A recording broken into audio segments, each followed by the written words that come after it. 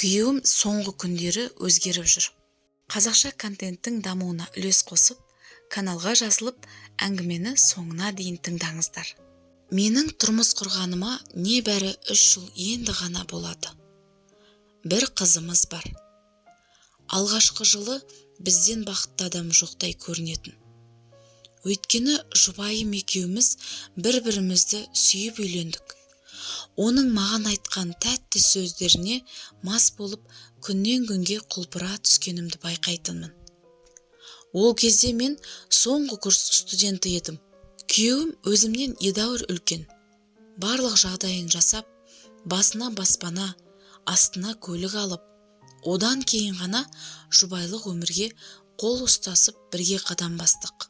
Оның алғашқы жары болып, кейін белгілі себептермен ажырасып кеткенін бәрін біле тұра, оған жүрегімді ұсындым. Екеуміз мәңгі бірге боламыз деп серттестік. Сол кездегі балалығым бекен, оның кейбір тұрпайы қылықтарына мән бермедім. Соның зардабы ма, күйеуім үйленіп алған соң, тұңғышымыз дүниеге келгенше жап-жақсы жүрді де, мен бала тәрбиесімен үйде отырып қалған соң, түрлі сылтауларды айтып, үйге кеш келетінді шығарды. Тіпті кей күндері таң қылаң беріп ағарғанша жоқ болып кететін. Оның не істейтінін сана сезімі дұрыс адам айтпай-ақ біледі. Ал мен 3 айлық нәрестемнің күтімін білмей, қайта-қайта анама ұялы телефон арқылы хабарласып, білмегенімді сұрап отыратынмын. Жалғыз өзім не істерімді білмей, шақалағым шырылдап, жылаған кезде жанымды қоярға жер таппай кететінмін. Өзім қосыла жылап, талай күндерді ұйқысыз өткіздім. Күйеуіме телефон шалсам, өшірулі тұрады. Үйге келгеннен соң не болғанын сұрасам, түрлі сылтаулар айтып, менің аузымды жауып тастайтын. Сосын менің де тілім шығайын деді. Оның алғашқы жары осындай қылықтарына төзе алмағандықтан тастап кетіп қалған-ау деген ойға жиі берілетін болдым. Енді сен кімге керексің? Бір балаңмен қайда барып сыясың? Маған қыз көп, сені 80-дегі шал да алмайды. Қатын жолда, бала белде деген. Менің жолыма тұрып, мазалай беретін болсаң, ісім сенімен болсын, деп қорқытып та қояды. Анама айтуға батылым жетпеді. Өзің қалап бардың ғой деп айтама деп. Одан соң ол кісі өте уайымшыл. Менің машақатыммен басын қатырып, жанын жаралағанды қаламадым. Енеме айтсам, менің айтқандарымды үн-түнсіз тыңдайды да, жарайды, мен өзім айтамын, сен қам жеме деп, көңілімді аулап қояды. Бірақ сен не істеп жүрсің деп, баласына бір ауыз айтпайды. Ал күйеуім бұл жүрісін тіпті де доғарар емес. Ұлы сөзде ұят жоқ. Кейде өзімді әйел ретінде сезінгім келетіні жасырын емес.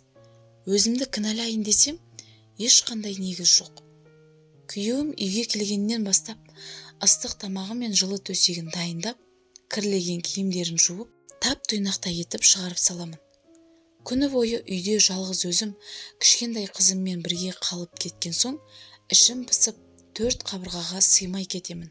Осындайда жалғыз құрбымның үйіне қайта-қайта бара беруге де ыңғайсызданып, көбінесе үйде отырамын. Күйеуімді күн ұзақ кейде таң атқанша көзілмей күтетінімді ол түсінгісі келмейді. Сені ұйықтамай күтіп жаттым десем, неге күтесің? Мен келем ғой, ұйықтай бермейсің ба дейді. Тағы да бір күн сау келмейді. Қайдан тауып іше беретінін түсінбеймін. Талай рет онымен бірге тұрудың мәнісі қашқан соң кетіп қалуға да оқталдым. Киім-кешегімді жинап, шынымен кетуге бел буып, буынып-түйініп жатсам да, жатқан орнынан қозғалмай, мысқылдап күліп жатады. Кете бер, өзің үшін қайтып келесің деп жатқан орнынан тұрған жоқ. Сол ашумен мен есікті тарс жауып шықтым. Ызаға булығып, көзімнен аққан тарам-тарам жасты тоқтата алар емеспін. Сол екпінмен анама келіп болған жайды айттым. Анам күйеу баласынан мұншалықты безбүйректікпен сорақылық шығады деп ойламаса керек. Ол сыртқа өте ақ көңіл, аңқылдаған жан болып көрінеді. Анам да күйеу баласын бауырына тартып, жақсы көруші еді. Әрине, Мұндай ішкі былықшылығымыздан хабарсыз болған соң жақсы көреді. Алғашқыда менің айтқандарыма анам сеніңкіремей отырғанын байқадым да, осы күнге дейін көрсеткен зәбірлерін айтып, ішімдегі толып қалған шерді тарқатып ақтарып салдым. Егер мені кешіре алса, бұдан былай мен онымен ажырасып, жаңаша өмір бастағым келетінін жеткіздім. Анам онымен өзі сөйлесіп, мәселені шешуге уәде берді. Енем мен күйеуіме бәрібір еш нәрсеге басын ауыртқысы келмейтін жандар болғанымен, атамыз күйгелек, мазасыз жан. Атам енем мен күйеуімді алдына салып, болған жайды естісімен біздің үйге келді. Менен кешірім сұрап, ел жұртқа екі жақта масқара болмау жағын ойлап, күйеуіме қайта-қайта баруымды сұрады. Ары ойланып, бер ойланып, бір жағынан қызымның жағдайын да ойлап, өз әкесінің орнын ешкім баса алмасын біліп, жаман да болса өз әкесіндей болмас деп күйеуіме қайта бардым. Ол біраз уақытқа дейін тып-тыныш жүрді. Қызын аймалап, өбектеп, жарасымды жанұяға айнала бастадық. Тіл көз түймесін, тәубе деп іштей тілеп жүргеніммен, ол баяғы әдетінен мүлде қол үзіп кете алмады. Ел құлағы елу емес пе? Таныс білістерден түрлі сыбыстарды еститін болдық. Бір күні ол, мен бір айға командировкаға кететін болдым. Сендерді ауылға апарып тастаймын деді. Келіспеске амалым қайсы? Өзім жұмыс істемеймін. Бала күтімімен үйде отырған соң, күн көруімізді ойладым да келістім. Ол бәрібір бір айдағы ішіп жемімізді тауып бере алмайды. Оның үстіне өзім де жалғыздықтан шаршаған еді. Ол мені өз әке-шешесінің үйіне апарып тастады. Ол жақта бір ай жүрдім. Ара-тұра телефонмен хабарымызды біліп тұрған болды. Бірақ оның дауысынан мен қызы екеумізді сағынғанын байқай алмайтынмын. Көңілімде күдік тұрса да, өзімді жаман ойларға жеңдірмеуге тырысып, жұмыстан шаршап жүрген болар деп өзімді жұбататын едім. Ол бір айдан асқанда келді. Сағынған түрін байқатып, әкесінің көзінше еш сыра алдырмай отырды. Ертесіне мен төркініме барғым келетінін біраз уақыттан бері бармағанымды алға тартып, барып қайтуға көндірдім. Ойлағанымдай төркініме бардым да. Бірақ күйеуім шұғыл шақыртумен сол күні-ақ кетіп қалды. 3 күннен соң алып кететінін айтып, кетіп қалды. Содан 3 күн күттік, бір апта күттік келмеді. Тығыз шаруалары болып жатқанын алға тартып, келетін күнін соза түсті. Сонымен бір ай дегенде келді. Ауылдағының аузы сасық демекші, мен жайында алып қашпа өсек тарап үлгеріпті. Сонымен ол өсек әкемнің құлағына жетіп әбден ашуланды. Кетсін, ол қыз неге жүр мұнда? Деп шешеме айтып жатқанын естіп қалып, жылаумен болдым. Жаман да болса күйеуім келіп алып кетсе екен.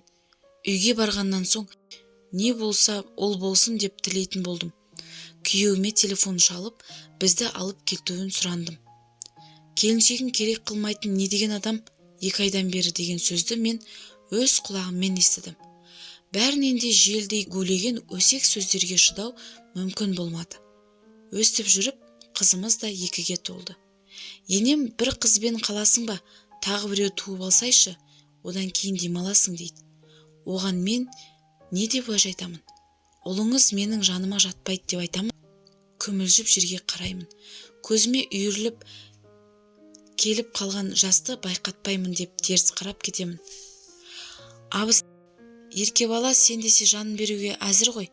Қайнаған болса бізбен ісі жоқ деп таңдайын қағатын. Соның сұғы өтті ме, көп ұзамай-ақ отбасымыздан береке қашты.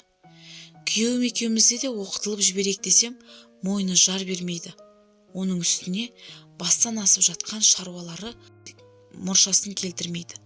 Дәл осындай қиын сәтте бұл отбасын сақтау үшін, ары қарай ұйытқы болу үшін әйел адам не істемек керек? Комментарий бөліміне өз ойларыңызды жаза кетсеңіздер.